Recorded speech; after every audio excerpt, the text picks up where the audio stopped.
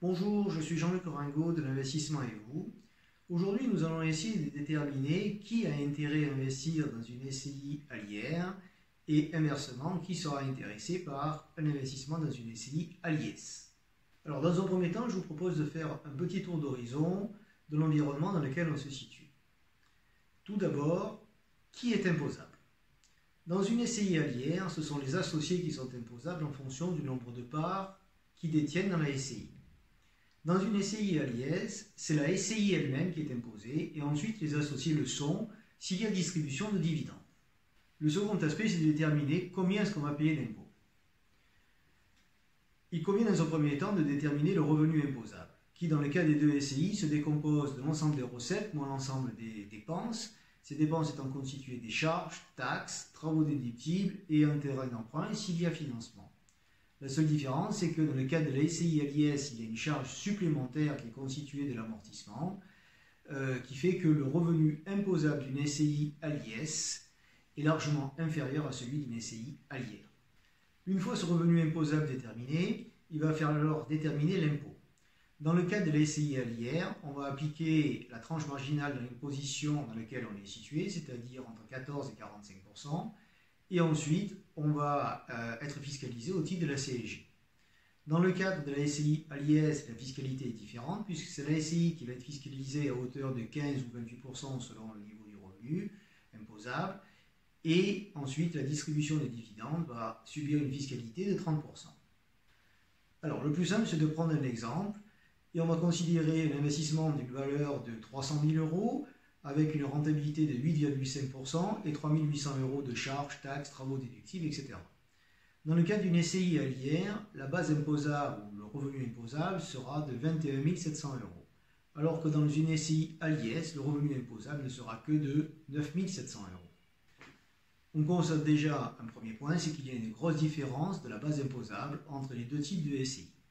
Ainsi, dans le cas d'une SCI à l'IR, le revenu net après impôt sera compris entre 14 900 euros et 9 200 euros. Et dans le cas d'une SCI à l'IS, le revenu net se situera aux alentours de 14 100 euros.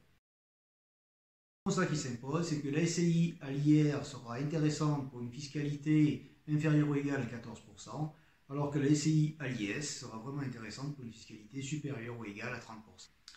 Alors si l'on prend le même exemple, mais dans le cadre d'un financement, on va raisonner dans ce cas-là en matière de trésorerie. Dans le cas d'une SCI à l'IR, il va systématiquement falloir mettre la main à la poche, c'est-à-dire que tous les mois, il va falloir sortir environ 415 euros. Alors que dans la SCI à l'IS, la trésorerie sera positive, c'est-à dire que tous les mois, il y aura ce qu'on appelle un cash flow de 287 euros. On peut donc dire sans hésitation qu'en période de financement, la SCI à l'IS est largement favorable en termes de trésorerie. Le dernier point à prendre en considération, c'est la revente. Qu'est-ce qui se passe si l'on revend le bien, par exemple, 400 000 euros?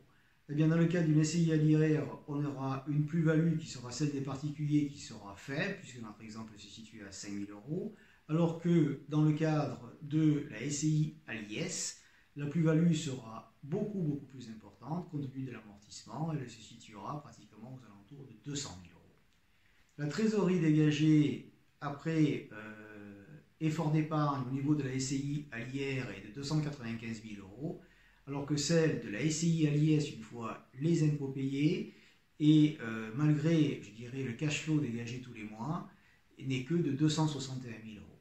En conséquence, la SCI à l'IS est très défavorable au moment de la revente.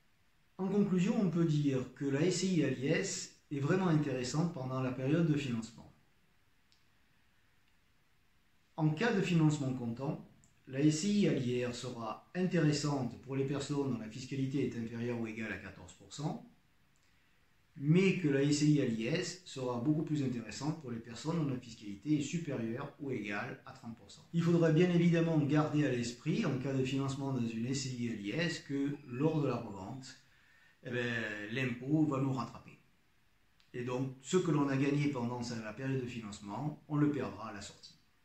Voilà, j'espère avoir été clair sur qui aura intérêt à acheter un bien dans le cadre d'une SCI à l'IR ou à l'IS. Vous pourrez retrouver sur notre site un dossier complet sur ce dossier qui sera téléchargeable. et j'espère vous retrouver lors d'une prochaine émission qui traitera de la valeur des locaux commerciaux sur l'Ouest toulonnais. Je vous souhaite une bonne journée et vous dis à bientôt. Merci.